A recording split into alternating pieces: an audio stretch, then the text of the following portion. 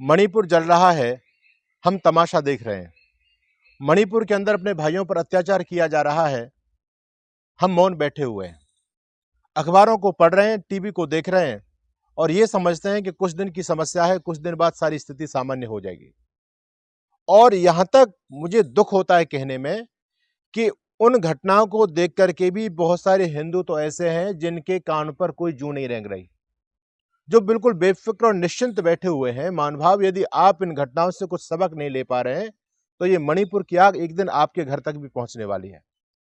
और कभी पाकिस्तान के अंदर ये घटनाक्रम घटित हुआ, कश्मीर के अंदर घटनाक्रम घटित हुआ, बंगाल के अंदर घटनाक्रम घटित हुआ, उस समय भी हमारे लोग ये समझते थे कि कुछ दिन की समस्या है, कुछ दिन के बाद में सारी स्थिति बिल्कुल सामान्य हो जाएगी। लेकिन वो सामान्य नहीं हुई स्थिति और विस्फोटक होती चली गई। और वो स्थिति वहां पर आकर के थमी जब हमारे एक एक हिंदू को टारगेट करके मार दिया गया या उनकी संपत्ति पर कब्जा करके और उनको घर से बाहर निकाल दिया गया। ये स्थिति वहीं तक थमी है। शुरुआत मणिपुर से हो चुकी है। पूरी मीडिया पर विधवा विलाप आजकल चला हुआ है। हर नेता, अभिनेता, बुद्धिजीवी, पत्रकार, जो देश की ज्यादातर लुटियन मीडिया के जो पत्रकार हैं, सब छाती पकड़ पकड़ के पीट पीट करके रो रहे हैं। अरे बड़ा अत्याचार हो रहा है, महिलाओं को नंगा वहां पर घुमाया गया है, पूरे विश्व पटल पर भारत की छवि को खराब किया जा रहा है। आपसे कहना चाहता हूं, जरा वहां जाकर के देखो, जिन महिलाओं की तुम बात कर रहे हो वो महिलाएं खुद नंगी वहां पर घूम रही हैं, खुद नंगी निर्वस्त्र होकर के बेशर्म हमारी आर्मी पर अटैक कर रही हैं। हमारी पुलिस के जवानों को दौड़ा दौड़ा करके वही नंगी महिलाएं उन आर्मी के और पुलिस के जवानों को पीट रही हैं। उनको वो वीडियो किसी को नहीं दिखाई देता, उनको खुद अपनी इज्जत का ख्याल नहीं है। और मैं आपसे कहना चाहता हूं, वहां पर महिलाओं का नंगा होना और नंगा होकर के प्रदर्शन करना एक आम बात हो चुकी है। उन महिलाओं की आंखों में बिल्कुल भी शर्म नहीं बची है। आपने वो वीडियो देखा है, दुनिया ने वो वीडियो देखा है, लेकिन कोई यूट्यूब पर उसको नहीं डाल सकता क्योंकि उस वीडियो को डिलीट कर दिया जाता है। लेकिन व्हाट्सएप ग्रुपों के द्वारा ज्यादातर लोगों ने उस वीडियो को देखा है, उस पर कोई क्यों नहीं बोलना चाहता? उन महिलाओं को अपनी इज्जत का खुद ख्याल नहीं है। और जो क्रिश्चियन, ईसाई, विधर्मी लोग वहां के हैं, उनका ट्रेड बना हुआ है।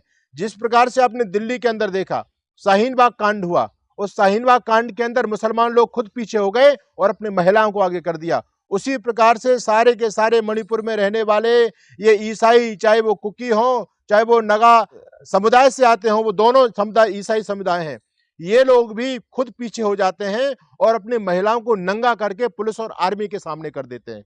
जब हमारी इंडियन आर्मी और पुलिस जब कुकी और नगा समुदाय के उन आतंकवादी ईसाइयों को पकड़ती है, पुलिस थाने के अंदर जब उनको बंद करती है, तो ये सारी की सारी ईसाई महिलाएं खुद अपने जिस्म के कपड़े उतार करके और नंगी होकर के हाथों में लाठी लेकर के हमारे थानों पर और वहां पर जो स्थान होते हैं जहां पर उनके गुर्गे बंद होते हैं, उनको जबरदस्ती प्रशासन से छिनवा करके लेके जाती है।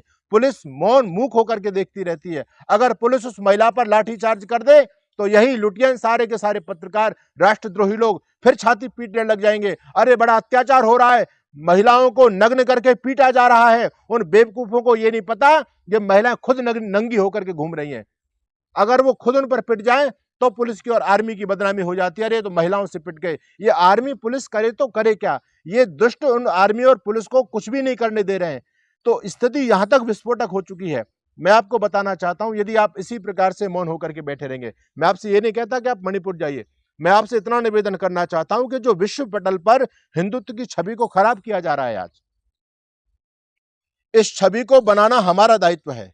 हिंदू कदापि ऐसा नहीं हो सकता जो बलात्कार करे। आप देखिए, ये जो महिलाएं वहां नंगा प्रदर्शन कर रही हैं, इनके कारनामों को आप देखिए।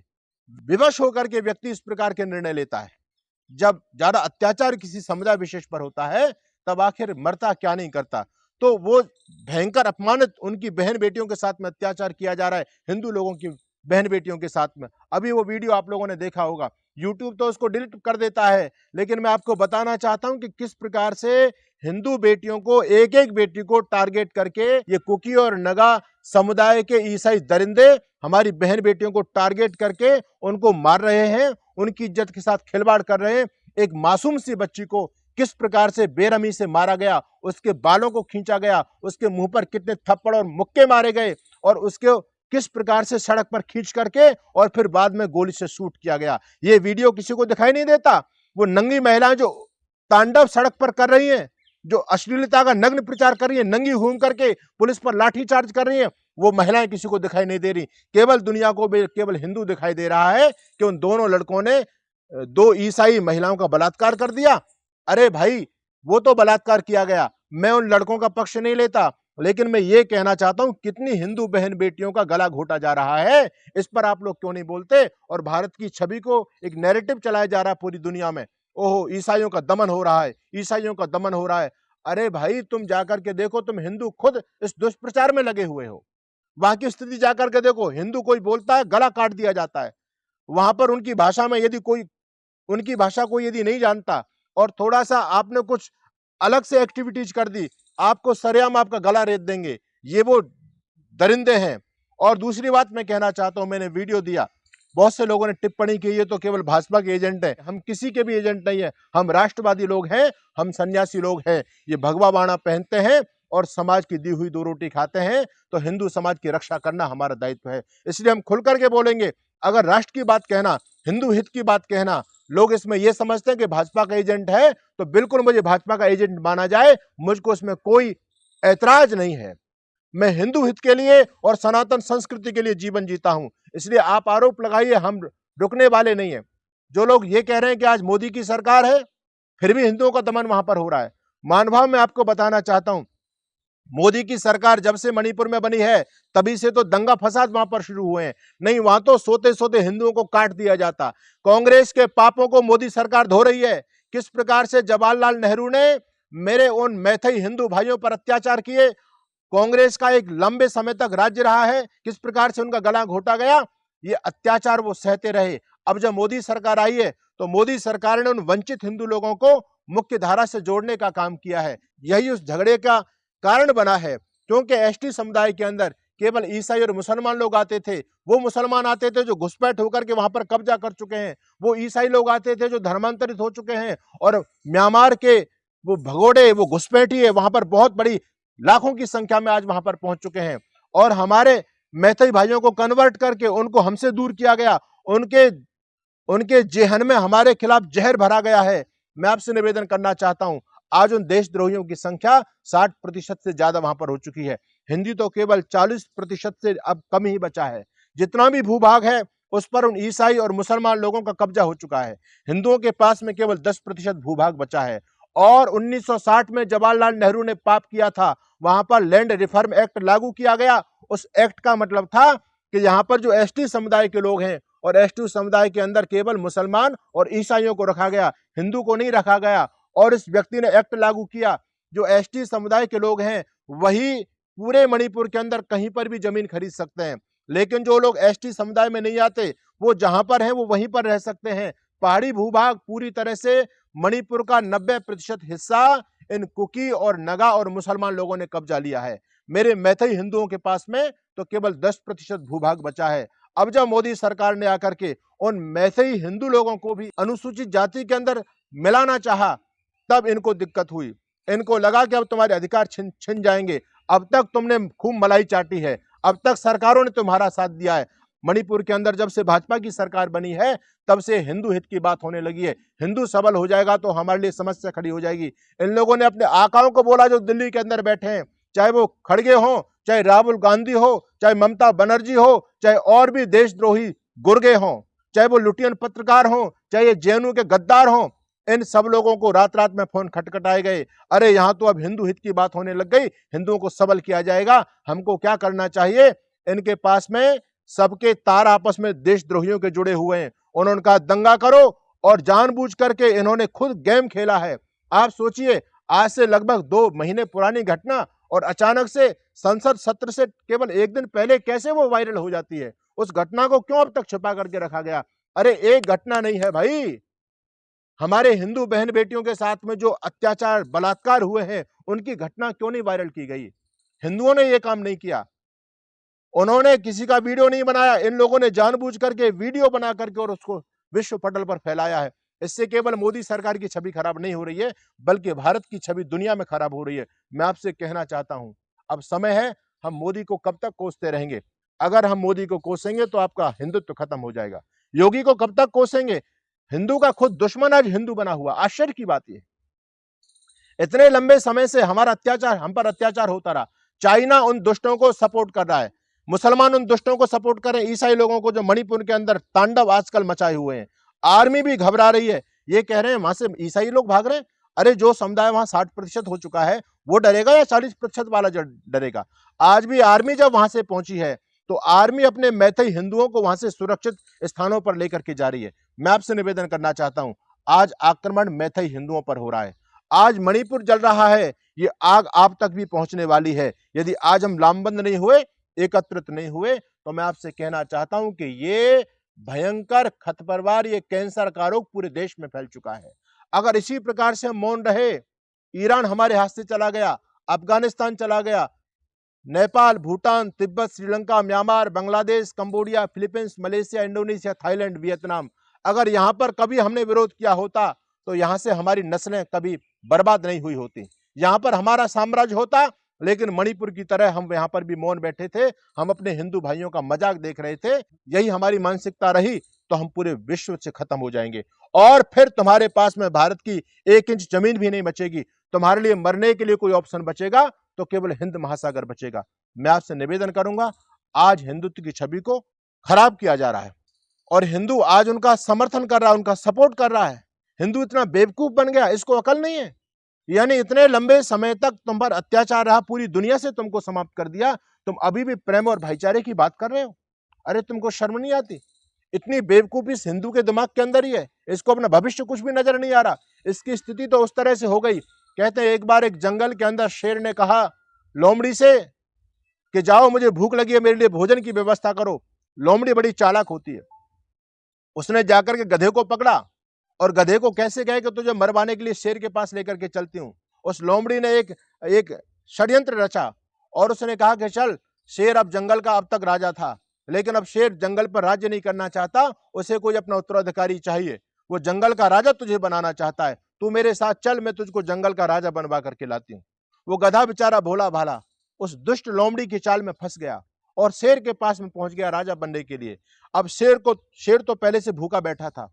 शेर ने जैसे गधे को देखा, शेर ने एकदम भयंकर आक्रमण उस पर किया। गधा समझ गया कि क्या मामला है, गधा ने अपनी दुलत्ती फेंकी, गधा एकदम दौड़ लगाई, गधा भागने में सक्षम हो गया, लेकिन दुर्भाग्य से गधा के दोनों कान शेर ने काट लिए, लेकिन गधा के जीवन की रक्षा हो गई। गधा जैसे तैसे अपने अपने स्थान पर पहुंचा। लोमड़ी फिर गधे के पास में आई और कहा, रे बेवकूफ, तू क्यों भग करके आ गया वहां से? गधे ने कहा, तू मुझे मरवाना चाहती है? तू कहती थी कि शेर तुझे जंगल का राजा बनाना चाहता है और शेर तो मुझे मारने के लिए प्रयास कर रहा था। अच्छा हुआ मैं बच करके भगाया, नहीं मैं तो मारा जाता। लोमड़ी ने कहा, अरे तू वास्तव में गधा ही रहा, तेरे में अकल बिल्कुल भी नहीं है। अरे बेवकूफ, वो तुझे मारना नहीं चाहता है। गधे ने कहा, मेरे कान क्यों काटे? तो लोमड़ी कहने लगी, बेवकूफ, तुझको पता नहीं है, शेर तुझको जंगल का राजा बनाते तो जब राजा तुझको बनाते तो तेरे सिर पर मुकुट पहनाते या नहीं पहनाते? तेरे बड़े बड़े कान मुकुट पहनने में बाधा बन रहे थे, इसलिए शेर ने पहले तेरे कानों को काटा है। गधा बेचारा भोला भाला इसकी चाल में फिर फंस गया। लोमड़ी की बात पर इसको विश्वास हो गया। लोमड़ी ने कहा, चल दोबारा से तुझे राजा बना के लाती हूँ। गधा फिर चला गया और जब गधा अब की बार में पहुंचा, शेर को फिर गुस्सा आया, शेर ने उस पर आक्रमण किया। गधा फिर भगा वहां से, उसने दुलत्ती मारी, लेकिन दुलत्ती तो मारी, शेर ने गधे की पूंछ को अपने मुंह में भर लिया। गधे की पूंछ उखड़ गई, लेकिन गधा बचने में कामयाब हो गया। अब की बार गधे को बहुत गुस्सा आया। लोमड़ी से कहा, तू बदमाश है, तू षड्यंत्र मेरे साथ में कर रही है, तू मुझे मरवाना चाहती है। लोमड़ी ने कहा, रे बेवकूफ, तू वास्तव में गधा ही है, तेरे में अकल बिल्कुल भी नहीं है। अरे तू भागता क्यों है? शेर तो तुझको राजा बनाना चाहता, तू उसके पास में जाकर के भाग करके क्यों आ जाता है? गधे ने कहा, मेरी पूंछ उखाड़ ली शेर ने, शेर मुझे मारना चाहता है। लोमड़ी ने कहा, रे बेवकूफ, तू जब जंगल का राजा बनेगा तो सिंहासन पर बैठेगा नहीं बैठेगा? अगर तू सिंहासन पर बैठेगा तो तेरी पूंछ उसमें बाधा बनेगी नहीं बनेगी?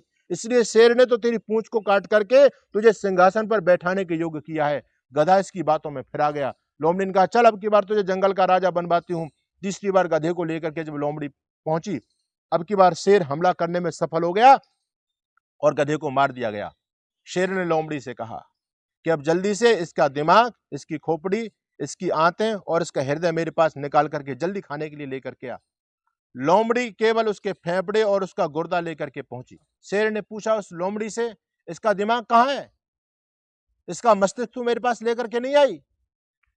लोमड़ी ने कहा, महाराज, अगर इसमें दिमाग होता तो 2 बार कटने पिटने के बाद तीसरी बार भी आपके पास आता क्या ये? इसमें बेचारे में दिमाग कहाँ था, तभी तो मारा गया। ये हिंदू भी वही बेवकूफ है, गधे की तरह काम कर रहा है, इसमें दिमाग नहीं है। जिन लोगों ने इनकी माँ बहन बेटियों की इज्जतें लूटी हैं, जिन्होंने हमारी पवित्र गौ माता पर आरी चला करके उसके मांस को खाया है, जिन्होंने हमारे लाखों मंदिर लूटे हैं, हमारी बहनों के शील भंग की है, उनके साथ में प्रेम और भाईचारे की बात कर रहा है। इसको हिंदू के साथ खड़ा होना चाहिए या गौमांस भक्षी क्रिश्चियन के साथ खड़ा होना चाहिए। इसको अकल नहीं है। आज भी ये लोग कह रहे हैं तो हिंदुत्व का एजेंडा चला रहे हैं। अरे तू हिंदू, तू किस बात का हिंदू है? तुझे शर्म नहीं आती? जो हिंदू हिंदुत्व का विरोध करता है, समझना उसका डीएनए हिंदू का नहीं है, वो संदेहास्पद है। हिंदू कभी हिंदुत्व का विरोध कर ही नहीं सकता, और कर रहा है तो आप समझ जाइए वो हिंदू नहीं है, वो निश्चित रूप से और कोई है। तो मेरा निवेदन है, जो आज षड्यंत्र विश्व पटल पर हिंदुत्व को बदनाम करने का चल रहा है, ऐसा कुछ भी नहीं है। वो लोग बहुत अत्याचार हिंदुओं पर कर रहे हैं। इन 2 बच्चों से गलती जरूर हुई है, लेकिन इनसे ज्यादा जघन्य पाप उन क्रिश्चियन ईसाइयों ने किए हैं। उनको फांसी पर क्यों नहीं लटकाया जा रहा है? इन 2 बच्चों का ही कसूर आपको दिखाई देता है? उन दरिंदों का कसूर नहीं दिखाई देता है जो मासूम सी हिंदू लड़की को शूट कर रहे हैं? और एक नहीं, ऐसी सैकड़ों हिंदुओं का नरसंहार हुआ है। हिंदुओं के मकानों को जलाया गया है, उनके व्यापार को ठप किया गया है, उनकी रईसई भूमि पर कब्जा किया जा रहा है। ये किसी मीडिया वाले को दिखाई नहीं देता, किसी बुद्धिजीवी को दिखाई नहीं देता, किसी नेता और अभिनेता को दिखाई नहीं देता, राहुल गांधी ममता बनर्जी को दिखाई नहीं देता, खड़गे को दिखाई नहीं देता, केजरीवाल को दिखाई नहीं देता, और अन्य जो लोग हैं जो राजनीतिक रोटियां सेक रहे हैं, जिनके दिमाग में राष्ट्र संस्कृति धर्म कुछ भी नहीं है, ऐसे गद्दारों को कुछ भी नहीं दिखाई दे रहा, सच्चाई कुछ भी नहीं दिखाई दे रही। मेरा मकसद है सच्चाई आप तक पहुंचनी चाहिए।